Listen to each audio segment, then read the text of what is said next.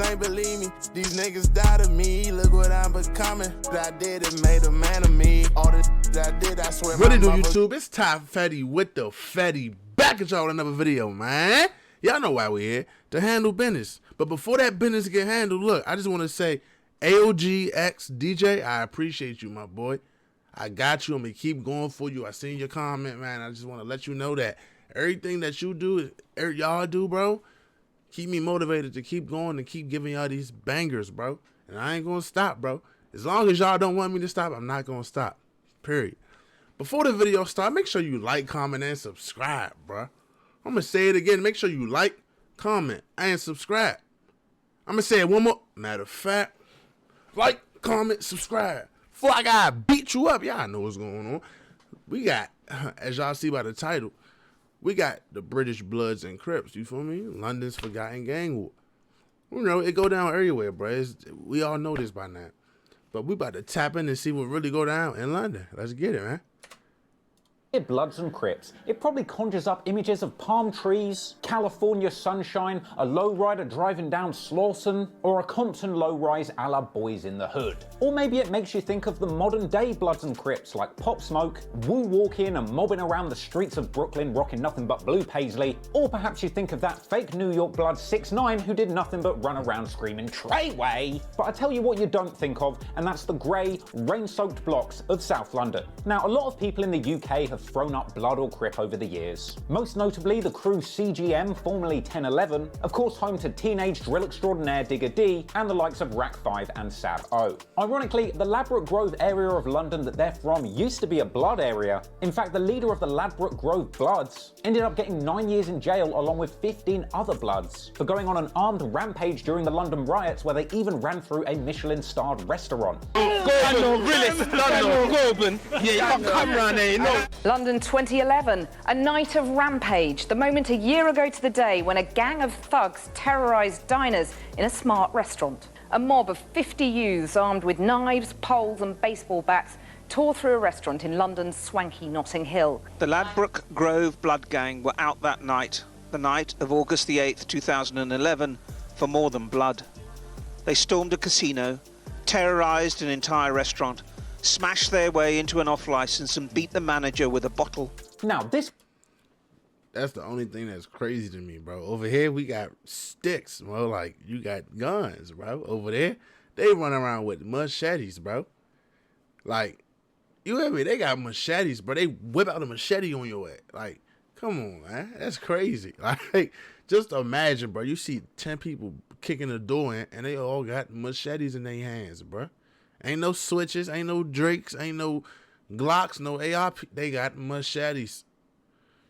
Hey. This was around 10 years ago, and in the decade that's followed, young G's from that area have come through and set up their own crews which are much more focused on modern day drill music. So 1011, who were actually barred from making music at one point due to a court order, later went through a rebrand and ended up being called CGM, who in 2020 ended up causing quite the stir on social media when member Rack 5 was spotted online repping the Cribs a little too hard. Crip shit, blue shit, yeah? We ain't no blooders, we're crippy, yeah? The Crip eyes, got the Crip blue eyes, yeah? The Crip blue eyes. No, so woo! None of that. My dogs, yeah? Crip shit. You know we winning this shit from the Grove to the south of Acton. Get it? Banging. We're ganged off. We Crip man down, yeah? We Crip man down for shit, for anything, yeah? Kill man, murder man! Now, many people... He just went crazy on the Snapchat. He just went fed on Snapchat. What the? Hey. Actually thought that this false claiming wouldn't be tolerated by the real Crips in the US, but in a strange turn of events, New York Crip rapper Dave East actually ended up co-signing these antics and used Rack 5's Crippin' Frenzy as the intro to his song My Loke. Now, it would actually turn out that this online Crip fest was really just part of a marketing rollout for Digga D's song and music video for the track Woy, which basically just played out as a wannabe Crip mood board. They had blue rags, blue flags, hell, they'd even rented a blue American lowrider. But apparently, Crippin' really isn't anything new to these lads, as pictures of them cripping years ago have apparently been floating around Reddit for quite some time. Since Voy release, there's been endless speculation as to whether CGM are really just false flagging for clout or repping a genuine Crip heritage. Because to this day, their members continue to rock blue paisley rags, throw up the C, and shout their signature UK Crip catchphrase, Blue Woo! Another famous UK drill crew that have recently been throwing up the red rag on some blood shit is Tottenham's beloved OFB crew hailing from the Broadwater Farm Estate. An estate which I have actually had the pleasure of visiting several times to do interviews with OFB artists like Abracadabra, Band OK and Double L's for No Jumper. In fact, last time I went there, I even made sure that I had my blood rag on me just in case I needed to rep the set. With this leading to a moment of world-class cringe when I pulled out my blood rag in front of Double L's on the block. That's what I'm talking about. Come on, out here, come on. Trust me, you see what's going on there. What's that? So the blood heritage also runs deep with the OFB crew, as their set historically descended from other Tottenham-based crews like Bloodline and Star Gang, which both over the years borrowed inspiration from the American Bloods too. As a result, many OFB members throw up that red flag and reference it in their music, with their recent banger of a song, Which One, being a regular old Bloodfest too. The thing is, OFB have historically been beefing with a crew called Wood Green. I'm not tripping. Did he just... Yeah, let me know if in the comments if I'm tripping. Did he just... Is that... Let me know if I'm tripping, y'all. But naturally rep green. And as far as these modern day drill crews go, there's not really a Blood versus Crips beef, and they're really just kind of paying homage to the American Bloods and Crips who I assume they relate to because they also live that dangerous lifestyle. At the end of the day, a lot of the red and blue rags that are thrown around in hip hop today are really just there for clout and style points, and I'll be honest, it does make for a pretty good music video. Woi woi woi! But if you think that historically there has never been a genuine Blood versus Crip gang war in the UK, then you are mistaken. Because in the late 2000s, there was a deadly beef on the streets of London which has been mainly forgotten by this generation of drill fans. But make no mistake, the original war between the British Bloods and Crips took place back in the day where there were far more guns on the streets of London, making it as bloody and as deadly as any Blood versus Crip war that you might see all around the world. So today, we're going to be taking a closer look at London's forgotten gang war between the Outray Bloods and the ABM Crips. But first, a word from our sponsor. We do skills, not drills. Shout out Skillshare to keep it real. We do skills, not drills. Learn online with this amazing.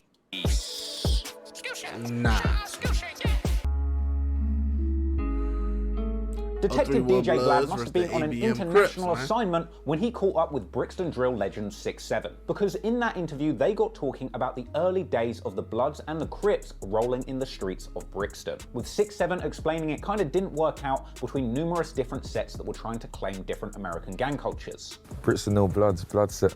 They tried to do the Bloods and the Crips before. Used to. Oh really? Wow, yeah, they tried it. Too much areas tried to be Bloods, and they don't even know each other. Now the main and most notable Blood set back in the days of early Brixton gang culture was the 031 Bloods, aka Outray, aka Trizzy Wizzy. Yeah, Trizzy Wizzy. Now it has been alleged over the years that there was some kind of link between the Outray Bloods and the New York Bloods, but the fact... Bruh, imagine, right? You into it with them, right? And some shit just happened. And they like, bruh, who just spent, Who just spent? They like, bruh, it was Trizzy Wizzy them. It was Trizzy Wizzy in them. is, this crew of UK Bloods were never officially sanctioned by the West or East Coast Bloods in America, and they really were just going about it on their own. Now, apparently the founder of the 031 Bloods was also a founding member of another well-known Brixton gang called PDC, or Peel Dem Crew. But he broke off and started banging Outray Blood after he had a falling out with another founding member of that crew. And that founding OG of the 031 Bloods was a guy named Tanner. And I know what you're thinking, yes, he was a rapper, and yes, he begun to rep the Blood Gang in his music videos. And look, I know this music video looks super trash, but these were the early days of London's road rap movement, so please don't expect press play quality from these videos. Anyway, the Outray Bloods were plugged into numerous South London areas, mainly Brixton and parts of nearby Stockwell. But much like many of the American gangs that we have discussed on this channel before, over time they begun to build alliances with other South London crews. This included the Patmore Gs from the Patmore Estate, crews based at the Hartington Estates, G Street from the Gaskell Street Estates, the Studley Road Estate, ABG from the Albion Blocks, and the Killer Gangster Bloods, or KGB, from Dorset Road. Not sure which KGB I would want to knock on the door from less, to be honest. But anywho, what are Bloods without Crips? And well, the Outray Bloods had a vicious rivalry with another crew called ABM, all about money. They were a crew that rocked blue rags and had a serious beef with 031 Bloods, though they didn't all necessarily identify strictly as Crips, with ABM being mainly based in the Stockwell Park area, sometimes referred to as Hotspot. And much like the Outre Bloods, the blue-rocking ABM crew in South London also had their alliances, including parts of Peckham which were nicknamed Gunspot, as well as a number of crews that went under the banner of YFE, or Young Fully Equipped, with several of those crews repping blue and some even labelling themselves outright as Crips. That included the Claptown Crips, Murder Zone, Acre Lane Campaign, and the Dorset Road Crip set, the last of which toe-headed beefcake Ross Kemp actually went and visited in his classic old show Ross Kemp on Gangs, in a scene which I can't help but find a little bit amusing. So, I'm off to meet the South London Crips. Most of us bang the blue, innit? Blue, yeah. Yeah, and that's cripping. So, now we've met the Bloods and the Crips of South London, we can take a look at the bloody tit-for-tat beef that went on between them. Now, while these events took place some time ago, it's quite hard to piece together exactly why or what they were beefing over. And I assume things went a lot deeper than simply red versus blue, but a lot of things have been brought up in the different news articles relating to this, whether it's drug debts, wars over turf, or personal get-back for bodies that have been dropped in this beef before. But regardless of why it was going on, what we do know is that several grisly murders played out on the streets of London in the late noughties and early 2010s, which authorities and the media considered to be connected to this Blood versus Crip feud. One of the better-known early casualties of this war was 15-year-old Billy Cox, who was shot dead in his home on the Fenwick estate in Clapham North in February 2007. There was no sign of a forced entry. Billy clearly knew his killer. Police know that the back door was open. The belief is that the killer used the back door as an escape route, and forensic teams have been poring over the flat for the whole day. On the 14th of February at 10 a.m, I said goodbye to my son before going to work. Sometime after 3 p.m, my daughter telephoned me and she was crying. Billy, my son, had been shot. His life was taken at such a young age. Apparently this shooting occurred not too long after a text message exchange with a rival gangster. But the police pointed out that there were no signs of a forced entry, meaning it was highly likely that the crime had been committed by somebody known to him. And insanely, the murder investigation into Billy Cox's killing saw 2 people arrested a whopping 12 years after the crime had taken place. And it doesn't even appear as if anybody ever went to trial over this. Not long after the Billy Cox killing, another teenager named Abukar Mahmood was chased and killed by around half a dozen hooded youths on bikes before being fatally shot in the neck. It was reported after this incident that he was apparently not involved in any gangs, but the 031 Blood members had incorrectly identified him as a rival member of ABM for an unknown reason. Another deadly incident not too long after this was the murder of Leon Nelson, an alleged South London Blood who was stabbed to death in Cripset territory, apparently over a £250 drug debt, in an effort to send a message to the streets, with Nelson's killer Musa Khan apparently breaking down the ongoing South London Blood versus Crip rivalry in court testimony. A month after that killing, Nathan Foster, aka Bowser, was shot dead on Marcus Garvey Way, allegedly by members of the Murder Zone Crips. This happened apparently after he had tried to defuse a disagreement over a stolen gold chain. Some of these stories really drive home just how senseless and brutal the killing has been in this early war. And I know that a lot of people think that the UK is a gun-free haven of pillow and butter knife fights, but the next incident shows you just how easy it is, or at least was back then, for those involved on both sides to get their hands on serious firearms. Because another slaying took place in October 2007 in 031 Blood territory, the Studley estate. And it was here that 21-year-old Robel Tueld was shot dead with a modified Uzi, a case which was made even more crazy by the fact that the person who did the shooting was a rapper who went by the name Killer and was found to have released songs with lyrics about killing people with a Mini Mac. Unsurprisingly, Killer was found guilty of murder and jailed for life. But even with Killer behind bars, the killings continued well into 2008. Another notable incident was the murder of 18-year-old Freddie Moody, aka Mischief, an alleged 031 Blood associate from Stockwell. He was apparently caught lacking outside of his home by members of the Dorset Road Crips, who pulled up on bike, stabbing him fatally, with Freddie ironically having been pictured only hours before his murder at the annual Summer Splash water fight party in Holland Park. But if knives and machine guns weren't brutal enough, in 2009 this feud went biblical as gang members begun to use animals to kill their ops. In this case, a massive gang fight between the ABM Crips and the 031 Bloods had broken out in Larkhill Park, South London. This led to a shocking incident where members began to use dangerous dogs as weapons, sicking them on their enemies, mauling them to the ground, where they would then repeatedly stab them. This incident left 16-year-old Seyi Ogunyemi dead, a young man who the papers described as an 031 Blood soldier. He'd been attacked alongside his 17-year-old friend who had also been stabbed 9 times but miraculously survived. This was reported by the media as a mass knife fight with numerous people receiving stab wounds. And hell, even the dogs were getting stabbed. They're trying to smoke that lassie pack. The news report on this incident at the time acknowledged the ongoing war between South London's Bloods and Crips, and for the record, the 22-year-old man responsible for this killing was given life in prison, with this being a landmark conviction in the United Kingdom because it was the first time that a dog's DNA was used to convict a murderer. I'll be honest, I'll take getting shot up with an Uzi any day over getting mauled by a dog and stabbed. This whole incident was allegedly a revenge attack for another attack that had been carried out earlier that day. But basically, the British Bloods and Crips were wilding out all over South London, and if you didn't want to catch a stray, you'd best stay inside. In fact, it turns out that the American rappers visiting England weren't even safe either.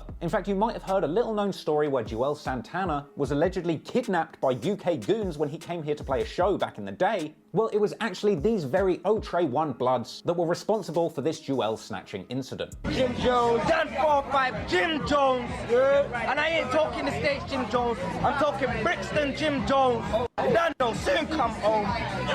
Now you can become your Jim Jones. In fact, it was even during this period when Juelz Santana was still in the possession of the 031 Bloods that their head honcho Tanner even showed his face and spat some bars to the camera alongside a very nervous looking Juelz Santana. Backstreet niggas, my niggas, they name known. Yeah, these niggas, my niggas, I play chrome. Yeah.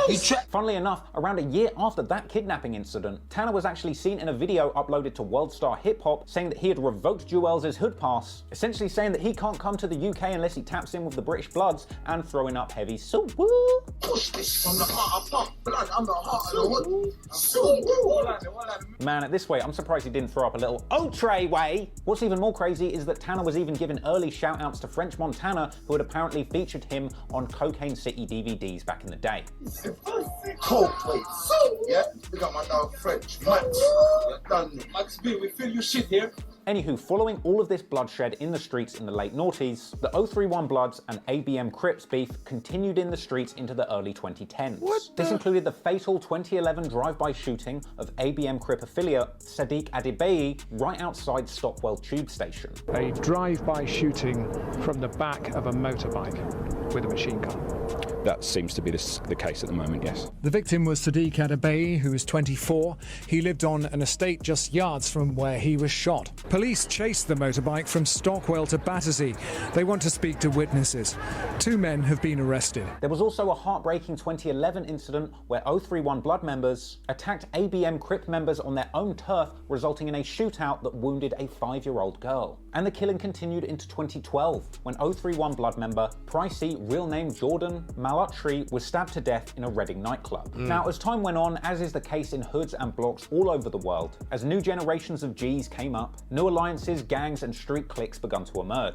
And as the elders that were involved in this gang faded away into prison, the afterlife, or simply realizing that there's just no future gangbanging in these streets, as the years went by, less and less genuine criminal organisations in London ran their operations under the banner of the Bloods or the Crips. And it seems that for now, at least in the UK, those crews that throw up the red or blue rags are basically just doing it for clout and style points rather than genuine flagging, which in my opinion is kind of for the best. But that's not to say that there aren't still red versus blue gangs operating in other parts of the UK, because let's not forget that Brum rapper Mist also told Constable Vlad that in Birmingham in the north of England there are still plenty gangs that still rep red versus blue. So you actually have blue and red out here? Yeah. So you actually have Crips and Bloods out here? Not Crips and Bloods, but you got one side that reps blue and one side that reps red, and they don't get along and they don't live too far from each other. In a place that's called Burger Bar Crew, which is not too far from each other. They're red, Burger Bar's red, and Johnson's are blue. So that's the story of London's forgotten gang war between the 031 Bloods and the ABM Crips. What did you think of it? Bro, what did we just watch, y'all? Like, bro. So it's not like somebody from the U.S. that was blood went out UK, lived there, and then put them on. They just start jacking what they seen in the United States and say, "Oh, this is cool. Let's be Bloods and Crips." Is that what he just said, bro? That's what I got from it, bro? Like, they was beefing. They might have been beefing about something before that. This side decides to be Crip, and the other side like, all right, we they rivals, so we're gonna be Blood. Nah. Hey, London is crazy. Like, is that, like, dang. Is that how they really, damn. Like, hey, I never knew nothing about London or they gangs or nothing, bro. We just learned something, I guess. You feel me? But y'all, look, it's Ty Fetty with the Fetty. Like, make sure you like, comment, and subscribe, bro. I appreciate y'all, bro. Stay smart, y'all. Stay dangerous. I'm gonna catch y'all next time. I'm gone.